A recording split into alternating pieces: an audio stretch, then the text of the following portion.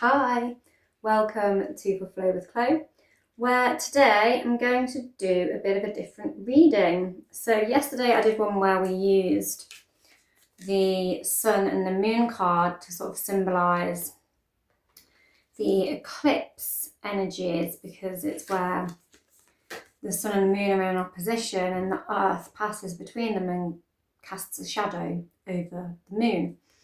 That's essentially what is happening in a lunar eclipse. And so we're going to pull a card on each of those, and then I'm going to pull a sort of moon wheel reading with the focus card of the Hermit in the centre of this eclipse, because this this full moon is in Virgo. And I've got a few various oracle cards to pull also. So let's go. So first I'm going to pull on the Sun, as the Sun is what initially provides the light. It's what gets shone out. And then it's the Moon, interesting, that receives that light. And so we've got this sort of yang energy of the Sun and the yin energy of the Moon. The Moon relies on borrowed light, and it's not going to, for a moment, it's not going to receive its light when the Earth passes through the middle. So we're going to go yang first, yin second. It's like give out, receive. Our Moon card actually represents Pisces as well, and this Sun is in Pisces for this eclipse. So it's part of it, but it's also having that Moon card out, which actually is representative in the major arcana for the sign of Pisces. And the card we get for the Moon is the Devil. I'm going to pull one on top of the Hermit as well.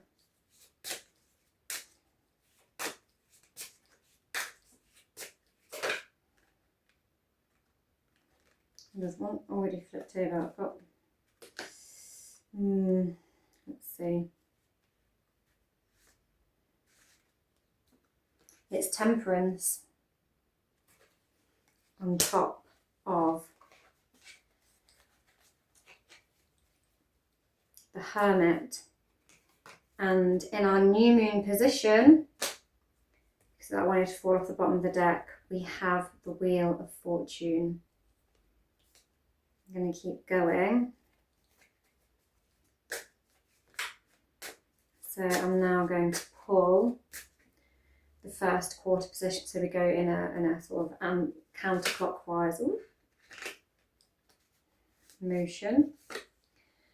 And we have 2 of Cups. Then, full moon, we have the 4 of Swords, and third quarter we have the 2 of, that's interesting, we have the 2 of Wands. So at the top we have the 2 of Cups, at the bottom we have the 2 of Wands. And then I've also got flipped over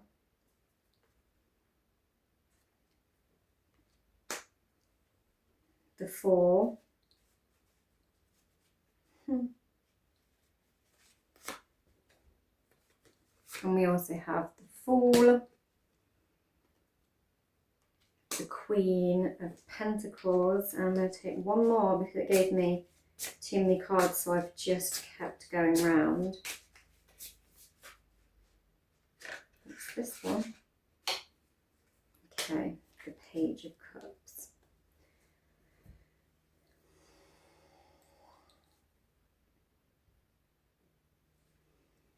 So, in our new moon position, the beginning of our reading,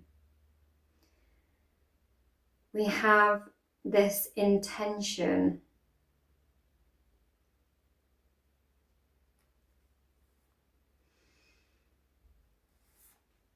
and this actually might come full circle to when we actually have the next new moon, which is on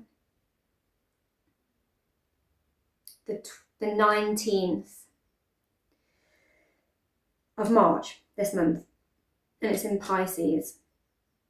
Our last new moon, we're in reverse lunar cycles at the moment, where we have our full moon at the start of the month and our new moon at the end of the month in the sign that we have had the sun in. So it's like a new moon as we exit the season and sign that we've been in sun-wise. And we are having our opposition energy at the start of the month. So currently, because the sun is in Pisces, the opposing sign to that is Virgo, which is why this eclipse, this lunar eclipse, is taking place in Virgo.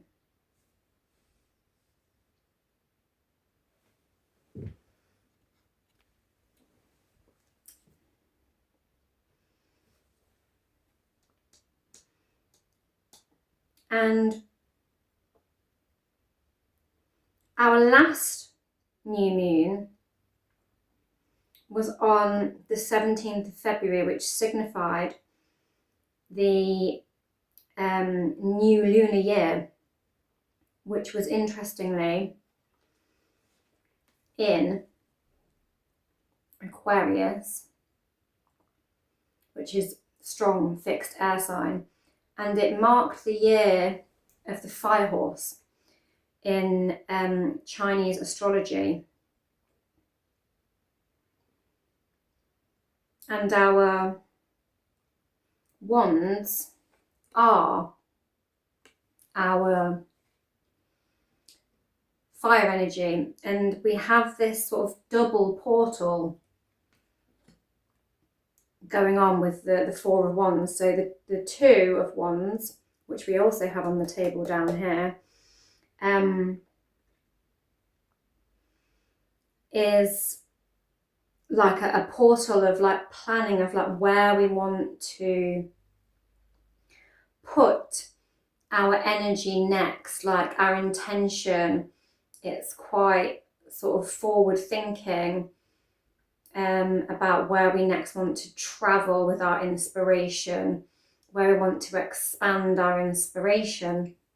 With the Four, it's like a double expansion of that, like a double portal gateway.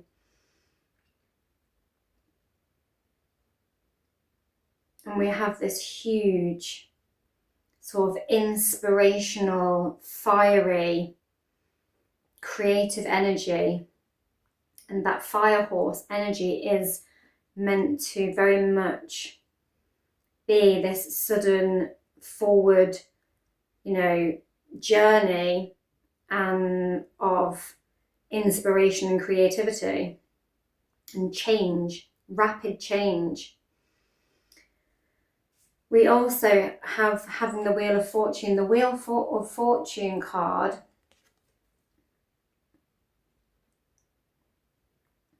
is representative of Jupiter, like our card of expansive luck, as one may call it, which is again to do with like long distance travel, expansion of the mind, wisdom through like philosophy. So that's quite interesting. And the fact that we're going round in a wheel with the reading, and I feel like there's both messages about the new moon we just had that kick-started this year and that fire horse year, but also the new moon that is coming, which is in Pisces. And Pisces ruler is Jupiter. And it's very much about trusting the flow, trusting the tides, trusting the energy, which is very much sort of the Wheel of Fortune. But also, when this Wheel of Fortune has been coming up recently, I've been connecting it a lot to karmic cycles and like a new turn of the wheel. And are you going to stay stuck on the same wheel you've been on already, relearning the same karmic lessons? Or are you going to jump on the new wheel of the fire horse and let this kind of creative, forward thinking and fire energy transport you somewhere new? And Pisces is very about endings, about closing things out, about letting them dissolve out. And it's because it's the final sign of the zodiac where we've kind of reached a culminative understanding, often quite a spiritual understanding, a mystical understanding of the nature of our soul and the cycles and the kind of intangible things. And so this understanding of just letting yourself flow with it and letting yourself be with it, because you've realized many of the lessons.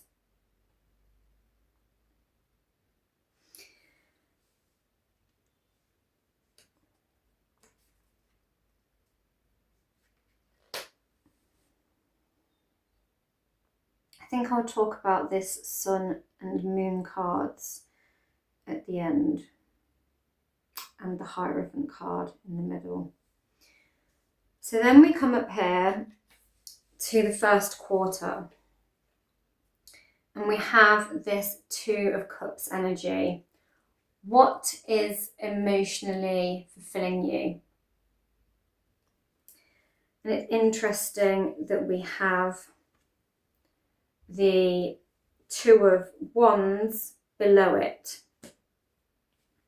So they're kind of working together with almost this energy of what you're putting out and what you're receiving. And that's what the Two of Cups is about. What you're putting out and what you're receiving, and an equal balance of it, and a desire for an equal balance of it, and an acknowledgement, and the magical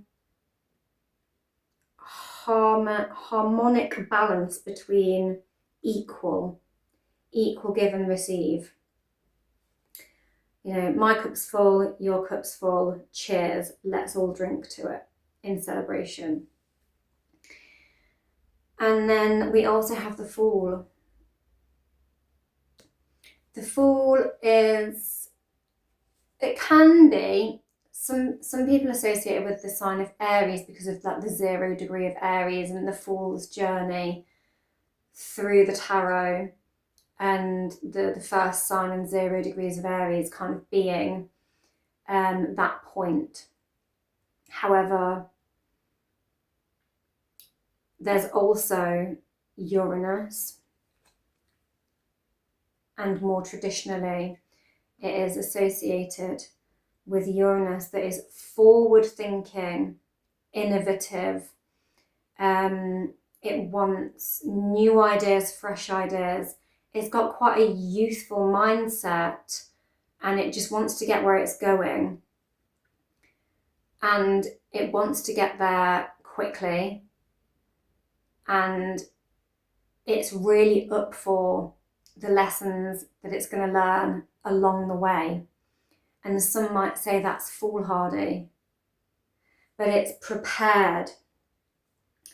The Fool is said to have in its little backpack, as it's often traditionally presented, the tools in the backpack of the tarot, like the minor arcana, and the tools to meet things as it passes through its journey. And Uranus, it's often like sudden, rapid change. And we've got this kind of sudden, rapid change energy of this fire and air that is going to be highly symbolic this year, because Uranus is going to move into Gemini. We had a taste of it last sort of springtime, and it retrograded back into Taurus, which is a much more fixed sign. But it's going to move back into Gemini, air sign. And these are our outer planets, and having Neptune and Saturn move into Aries around the same time as that fire horse New Year really signified a massive energy of fire and air for 2026 and this new beginning, this 0 degrees of Aries. But also, when Uranus moved into Gemini, that's our other sort of big outer planet energy, giving more fire and air to this energy of this year. And we've got these butterflies of transformation, but also very symbolic of air signs. And so the Fool is just really, really ready and raring to meet those challenges for the pure joy of ascension, transformation, and forward movement. And those butterflies are quite symbolic of this desire to just flutter forward, to transform.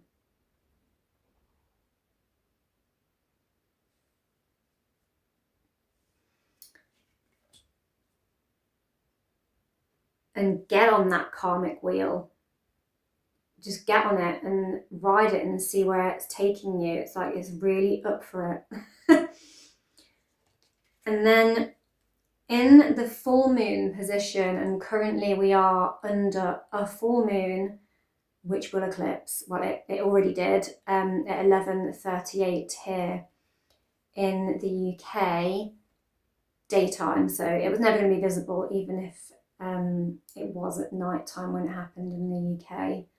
But other parts of the world where it will have been visible and nighttime during that hour, it will have been quite dramatic. And it is set to have been, I think, one of the, if not the longest lunar eclipse we've ever had, apparently, lasting for an hour rather than just a few minutes. So it will have had quite an impact of like suddenly having loads of moonlight and then it going red and having a lot less light.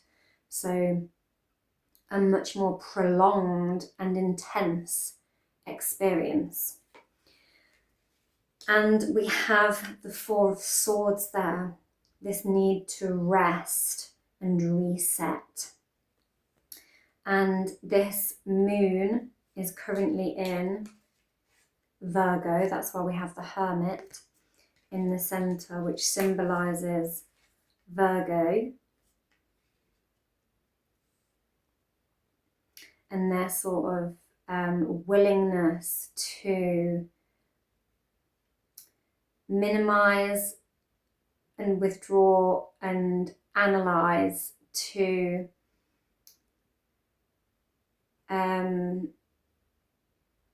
make things run more smoothly, and understand that less can be more. And this real need for purification through doing less, having less, being less, and that is how they sort of simplify. That's what the hermit represents anyway. Knowing how to be contented and allow things to run more smoothly by simplifying, purifying, having less, and withdrawing from things so that it simplifies.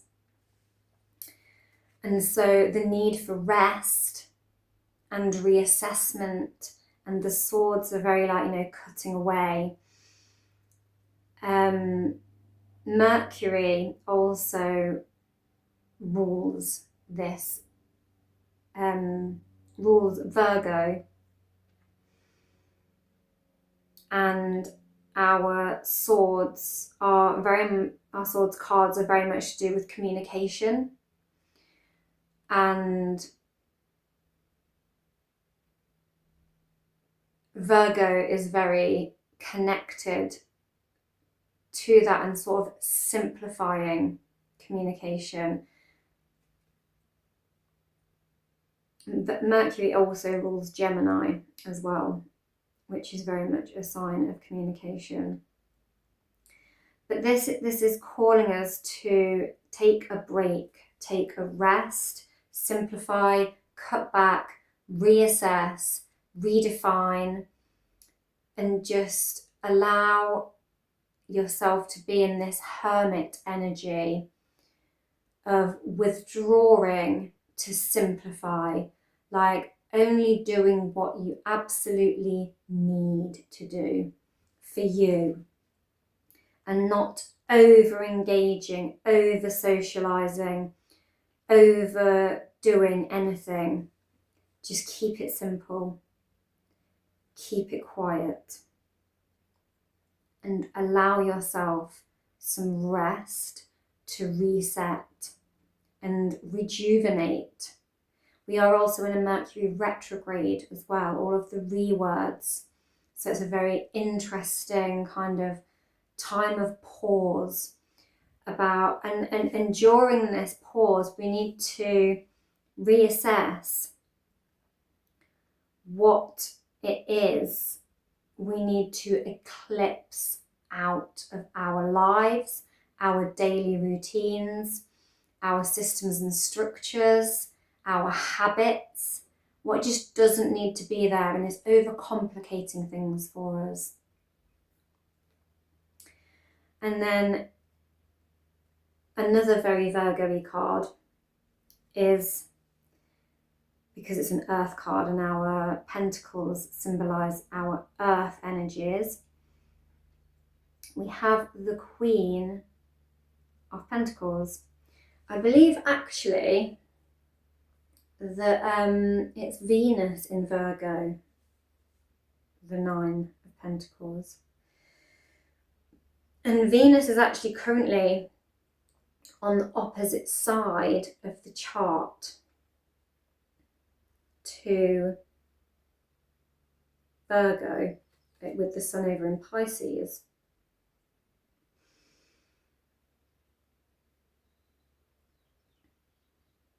So there is a lot of Virgo and Venus energy occurring in like an opposition to one another. And with this massive need for rest, you may also be wanting to kind of self-luxuriate, but you need to make sure you're not doing this through overspending, but through simple things like an indulgent bath or an indulgent kind of simple home-cooked meal, like a one of those kind of one-pot hot pots that really like feed your soul, but don't require a lot of effort, don't require a lot of energy expelled, but really make you feel nourished and nurtured and sort of self-loved.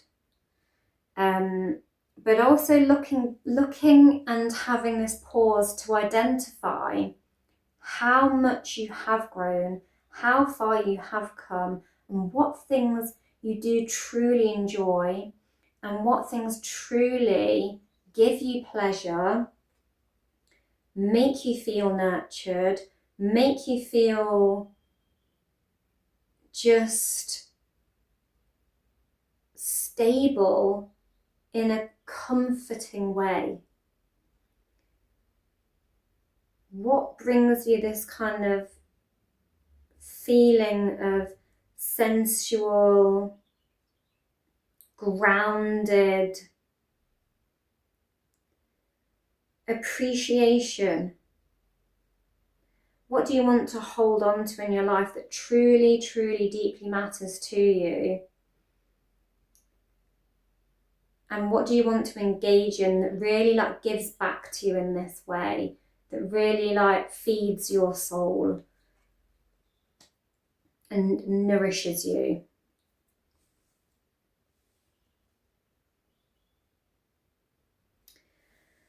And then on the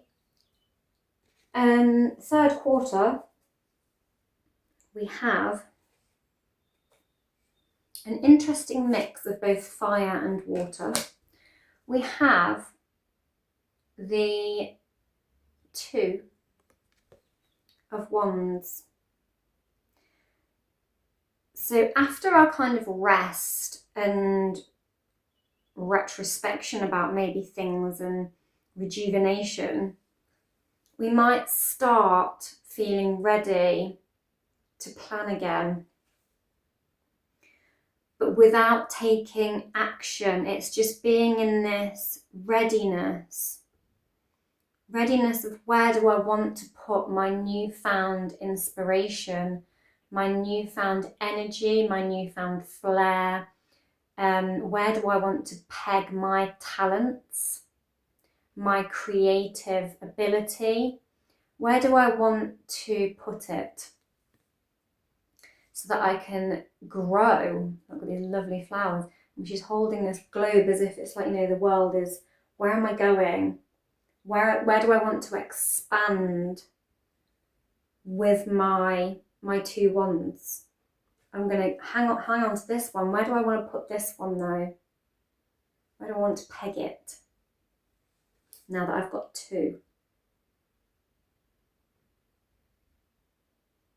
So it's quite intentional without any action yet, which is really important because we are in a Mercury retrograde where, you know, the trickster of Mercury kind of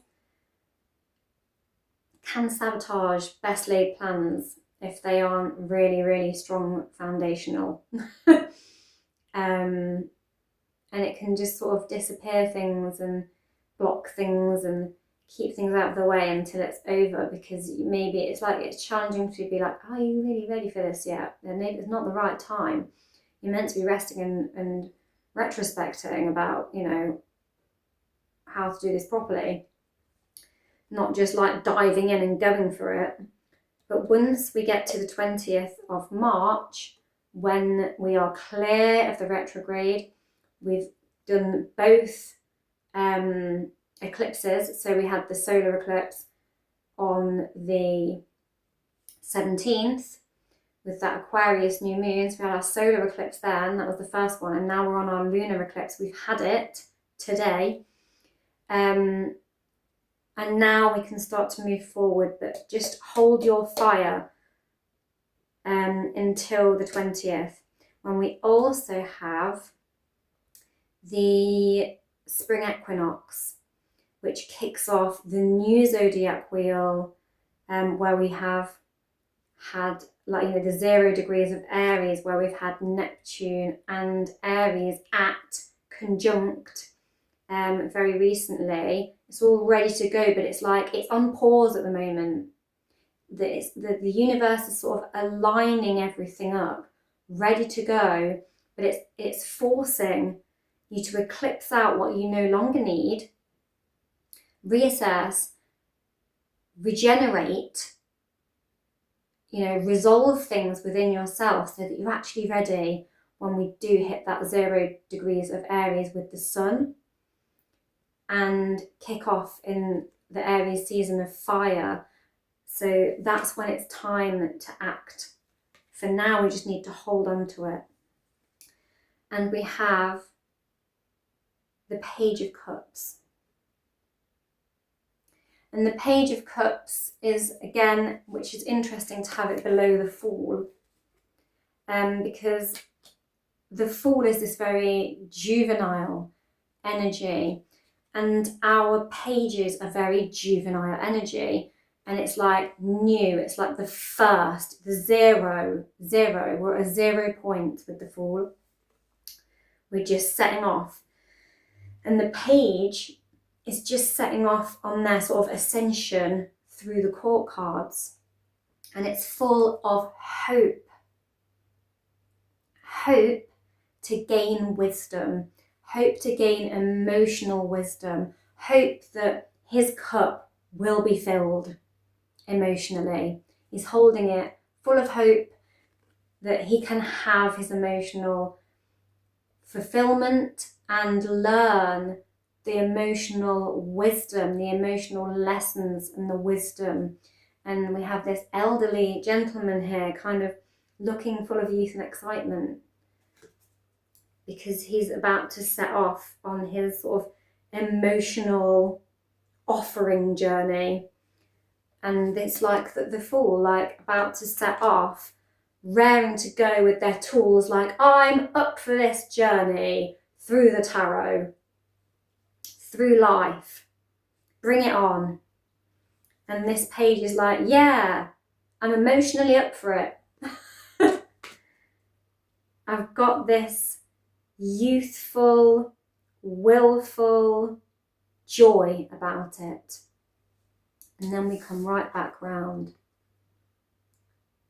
to here, our next new moon, which will be in Pisces, as I said, which is a sign of release. And so maybe just that last little push of this release is going on. We're realizing what it is we need to fully release out and what we need to minimize, simplify, so that we don't carry it forward into our next cycle, and really focus on, cutting away what we don't want, simplifying, resting, so that we can have this kind of abundance and work on what it is we've got that we truly value, that truly pleases us, and set about on our new journey through Aries, having completed in Pisces these sort of quests of knowledge and shadow facing and simplifying and honouring where we've been, where we're going, where we've grown, where we're going, all of that stuff. So now let's talk about having the Lovers on top of the Sun. And the Sun is in Pisces, and the Pisces is the 2 fish, so 2 different directions, swimming in 2 different directions. Pisces is a mutable sign. This card actually represents Gemini, which is also a mutable sign, but it's like two energies kind of coexisting and being able to hold the 2 contrasting viewpoints within one mind. There's kind of ambidextrousness of 2 ideologies coexisting in union. That is very Gemini, this kind of 2 different dimensions within one being, and the pure understanding of it and integrating of it often. But yeah, the Pisces, dualistic energy again, the two fish swimming up and down, one to the sort of north node, one to the south node, and meeting in the middle with it. And this sort of fluidness.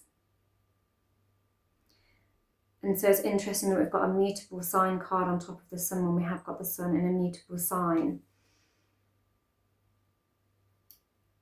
And I feel that we need to unite certain energies and unite our exterior, our yang, the energy we put out, how we show up in society, you know, our roles how we show up at work, when we walk down the street, what we're known for, our persona, our ego, uniting that with our internal world.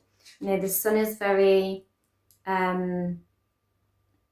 sort of 10th house things, very masculine, how we come across, how we show up, how we take action. And our moon is our internal energy. Can't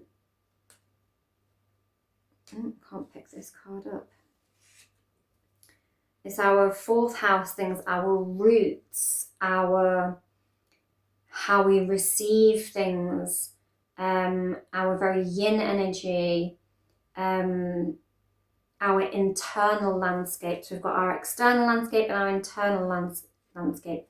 And I feel like having the Gemini, the twins, the choice as well, it can often be making a choice, but also the lovers, it's making a union between two things. And I feel that union is the sun and the moon, our yang and our yin, our masculine and our feminine, and we need to unite them. And on top of our yin, our internal world, we have the devil. And the devil is about it represents Capricorn, the devil card does. And the Capricorn rules the 10th house. So we've got the sun over there representing actually our exterior world and our 10th house things. But the Capricorn is very much about how they show up in the workplace, in public. It's very, very good at being in control of and in charge and showing up with its exterior presence. It's not afraid to show up and take charge. But with it being sort of an internalized energy, it's often like how we are seduced by how we want to appear and show up, and how we are seduced by the material world through money, power, and structure. And so there's maybe a need to go within and look at how we are interacting with our external world and how that is making us feel in our internal world. How is what we're being asked to do and where we're being asked to show up in the external world, how is that affecting our internal world? Is it making us feel a little bit icky and toxic and like we're just kind of chained to these things in the external world, in our jobs, in society, of how we're being asked to appear, that don't really align with our inner structure, our core beliefs, our roots, our emotions, our deep secret emotions? Is it really matching up? Is it really aligning? And then so there's a need to detoxify. And it's, we had the Four of Swords over here in our full moon placement. And this is on top of the moon card, this devil. And we're under a full moon right now. And this is asking us to, rest and lay down the swords and give up the battle and minimize and, detach ourselves from these shackles and pressures that we may feel under this opposition between the sun and the moon, our internal and external personas, our ego and our soul, our subconscious. And on top of the Hermit card, we have Temperance. Temperance, it alchemizes energies. It blends energies. It has patience and understanding. We have the Two Cups and this person, this sort of pure white gown with it's got the peace symbols. It's about expanding our mindset to create harmony through moderation. And so it's very interesting that we've got it on top of the Hermit card, because the Hermit is about withdrawing often from society and, stripping down to the bare essentials in order to gain wisdom and sort of spiritual enlightenment. And Temperance is very much about finding spiritual enlightenment and expanding our mindset through. There is a kitten staring at me through the window. Hello. God, it's like really scary. Go on then, off you go. How many more cats want to just like follow me around all the time and stare at me through my windows? Anyway, I've got currently like 4 cats from my street that are not my cats. They're just like, anyway, follow me around everywhere and staring at me through windows and stuff. I'm like, hello cats. I've already got 1 cat, I don't need 4 more. I'm not going to be cat lady no matter what you ask of me. I will not be cat lady. I have multiple cats. Anyway, and the fact that it's all about balancing through moderation, and we have the 2 cups sort of blending together what we do need and what we don't need, and understanding that. And we have this gorgeous sun, beaming out of her head, of this sort of enlightenment and peace that has been received through just patience, calm, tranquil moderation. And so that is really what this lunation is asking us to do at the moment. To act in peaceful moderation. Don't overdo anything, because it's just a time to chill and reassess and cut back on anything that's just not necessary, that's just going to overwhelm us. Virgo can overthink and overanalyze to a point of overwhelm. We don't want to do that. We do want to have some retrospection, but we want it to be restful. So everything in moderation, to temper ourselves, to keep our reactivity and reciprocity at a nice equal balance. Like this 2 of Cups. We want to balance our emotions. We want to find this harmony. Okay, I'm going to take a full moon card on top of our full moon placement over here, as we are full mooning today. Not in any kind of crude way. Wow. The High Priestess, and many others that shot across the room, but I'm just taking the one, and the first one I looked at was the High Priestess. And the High Priestess is inner knowledge. And she, funny that we've got her come up in a moon cycle spread under a Virgo moon where we've just had the Temperance card, which is all about, you know, balancing things. And she is the entire moon cycle.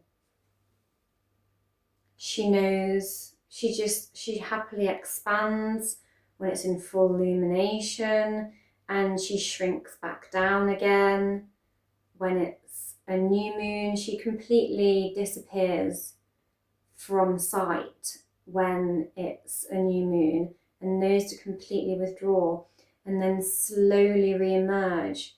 And she just kind of flows with these energies and honors this internal landscape.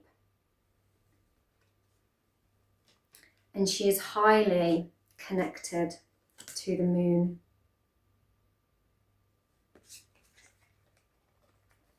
And so there's a lot here about honoring your inner landscape and uniting your inner world and outer world, and finding flow with it, finding grace, finding moderation, and finding that inner knowledge that's going to help you access this knowledge of what it is you need to cut back on and take a break from and retreat from, so that you can focus more on the things that nourish you,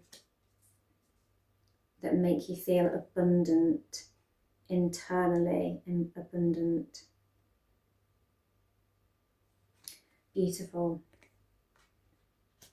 So more soul searching vibes, which is very, very hermity. Soul searching with moderation. Hermit, hermit, hermit away for now. And then pick up all these cards that fell on the floor, but they didn't flip over. I'm going to take a shadow card on the new moon side, because when the new moon is a go-go, it's out of sight, it's completely in shadow, and we are having a shadow of the earth cast over the moon at the moment. And the card we get is the bat. The bat sees clearly in the dark. It relies purely on its keen senses of sonar to navigate itself. But we do have this man sort of hunched in a fetal position with a giant bat on his back. We do have a new moon symbol on it as well, and we are pulling on the new moon point of the reading. And so the bat is not afraid of the dark. It is at one with the dark. It knows the dark well. It is synonymous with, you know, vampires and demons beware. So maybe this is why this guy is kind of like fetal positioning in fear. But does he really need to fear the bat? Does he really need to fear the dark? And so the bat is very, very misunderstood. And is this, you know, fearing being misunderstood yourself? The fact that we do have the devil card on top of the moon in this reading as well, for our kind of internal landscape, is maybe, have we been afraid to address our darknesses, our shadows? Have we been working too hard in the external world to come across a certain way that is more pleasing to others? Are we being completely misunderstood in the external world of what our internal intentions are? Do we need to just trust our instincts like the bat and follow our sonars of who we truly are internally? And frankly, do we care? Do we care how it's being perceived? We are all misunderstood at times.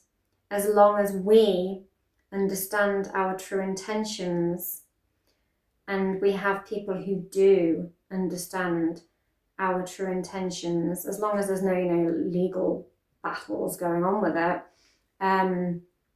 or literal smear campaigns going on, just trust your inner landscape and don't worry so much about how you're publicly showing up, because now is a time to trust yourself and trust your inner knowledge,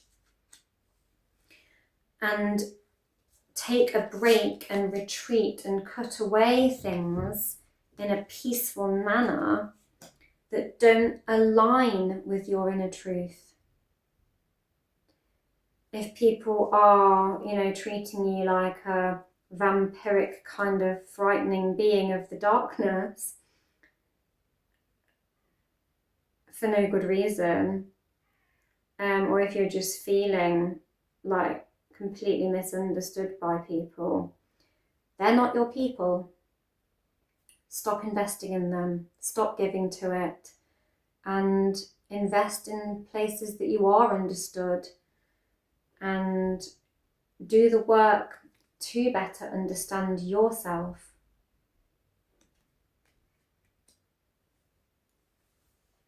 Now, for a little bit of, actually, this is a big reading, guys. It's a big reading. We've just come off of, this is the second eclipse out of two. There's been, February was just epic, really, with all of what was going on. And we've just had two eclipses, one of them today. We've had, the Lunar New Year. We've got a Mercury retrograde. We've had, all these outer planets, Saturn and Neptune, move into their new positioning, declaring new world era and all that, new world order, new era. So, being as this is a Virgo full moon, I am going to also pull from, where's my box, the Rooted Woman, because Virgo, tree roots, growth, grounding, I need to ground in. And we're going to pull a journey reading over the top of this reading. And so we're going to put our Peregrina card at the top as a focus card, and our Rooted Woman at the bottom. And this signifies our setting off on the journey and our realization of the journey. It's like a quest, and it's like embarking on the quest, landing the quest, finalizing the quest. So then we've got our stack of journey. So what is the journey? Let's see what we get.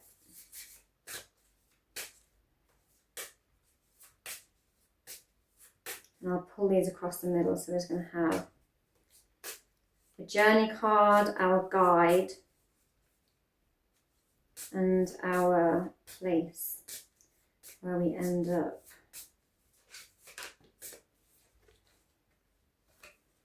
So the journey is through the labyrinth. How funny. How alike to The Hermit card is that. The little lantern. Someone sat on the cliff face in the dark, looking out with their little lantern only lighting the way.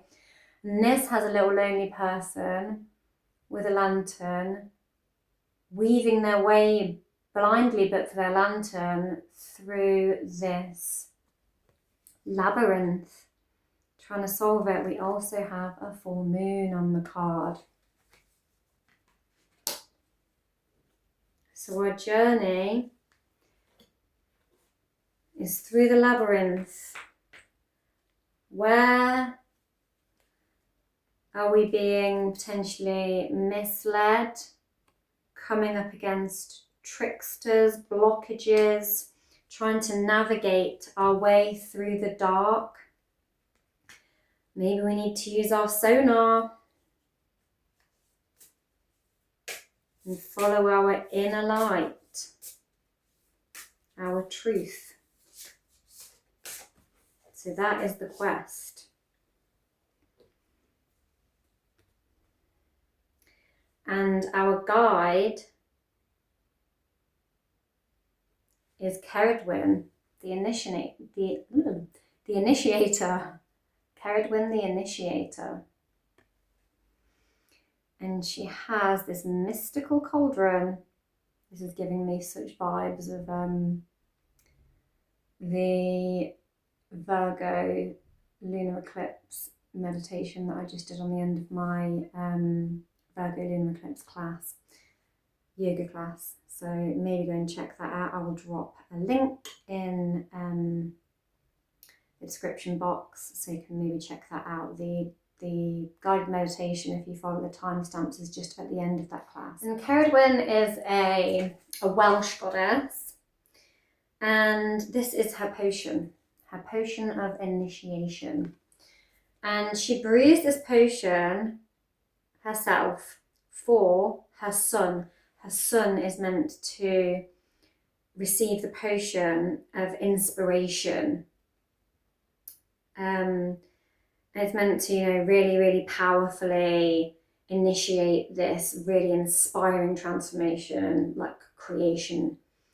And the wrong person drinks it. A different boy, like a peasant boy, drinks 3 drops of her potion. And so he accidentally gets the blessing of the initiation of the magical intention potion. And so naturally Ceridwen is a bit annoyed about that, and she just pursues this boy until she hunts him down. And Ceridwen, she puts him through a load of tests to make him like worthy of allowing it. And in the end, I think she eats him or swallows him herself, and then kind of gives birth to him, so that he actually kind of becomes her son. And bit weird. I think that's what happens. And so he actually does become her son. And so it's about the trials and tribulations of initiation, the trials and tribulations of daring to accept, and you might feel unworthy of this initiation. You might feel like it's not meant for me. The good stuff is just not meant for me. Even if it's been, it can be like a twist of fate. It's like the Wheel of Fortune in a way. It's fated. You're meant to have it. And even if it might not seem like it, you can rise to this challenge. You can accept this challenge. And there will be this renewal, this transformation, because the boy does go on as her birthed son to be this amazing prophet of the times, because he's drunk from the cauldron of inspiration. And they kind of just like, it wasn't meant for him initially, but they just make it work. And so, you know, you might feel like something's not meant for you, and like you could never be fortunate enough to have it, and dare you dream, how dare I dream of being so fulfilled. But actually, you can make it work. Rise to the challenge. And then, where will we end up? In order to become rooted, we have the bridge. Interesting. The words from my meditation are about bridging, being the bridge between the two states of the flow, the tides of time, the mysticalness, and the form, the structure, the stability, the shape of it, and being the bridge between those two things. The mystical and the practical, being the bridge between those two things and integrating them, being the thing that integrates the two things, integrating your external and your internal, integrating your external and your internal. Bridge, the place between two worlds.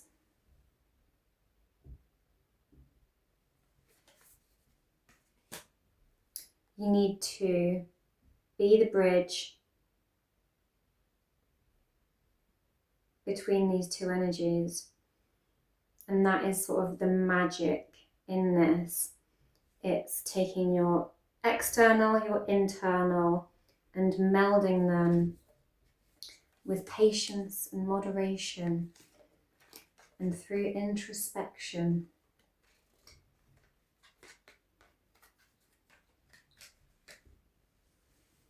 Where you have been misunderstood,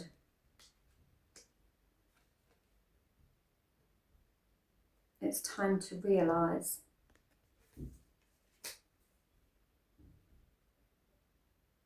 and become whole and become rooted. With the magical sparkles as well, it's also about, you know, that water is often considered to be a magical place. And the crossing of this magical, mystical body of water from one land to another, it's often seen as, you know, like a mystical kind of transition. And that transports us to another realm. And I was talking about,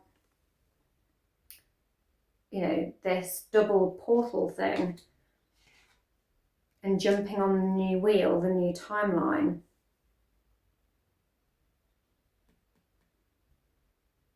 And it's believing, and you might not believe that this is meant for you. You need the power of belief. You might not be believing in your new timeline yet. You might not be believing that you can rise above all of this toxicity.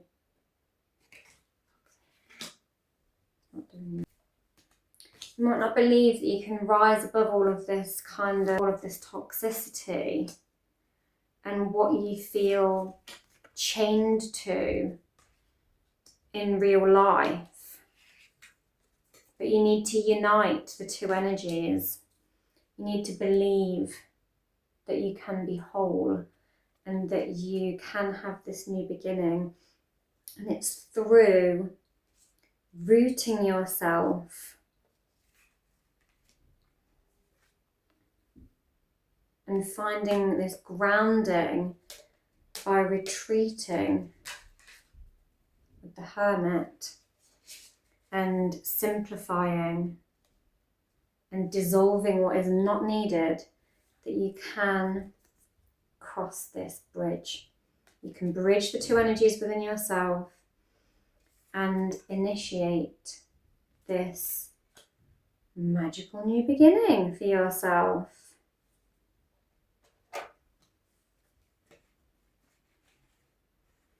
Because we've got all of this optimism right here. Of this is where I want to put it, this is where I want to go with it. And I believe I can cross that bridge. I found my inner knowledge. I can weave my way through the labyrinth of my own psyche and come out the other side and cross that bridge. Screw anyone who doesn't understand me. Because there'll always be people that do still.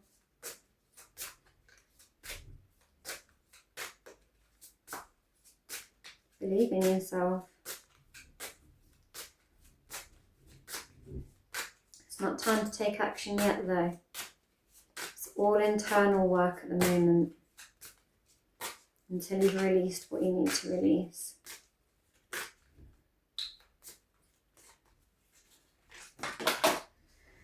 I'm just pulling from the Where Be Thou,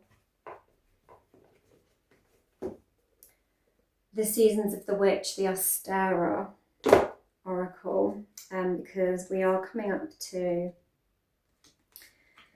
the spring equinox on our next, just right after our next new moon. And that's our go time when Mercury retrograde ends and it goes direct. It's go time. And we have composting and creating altars.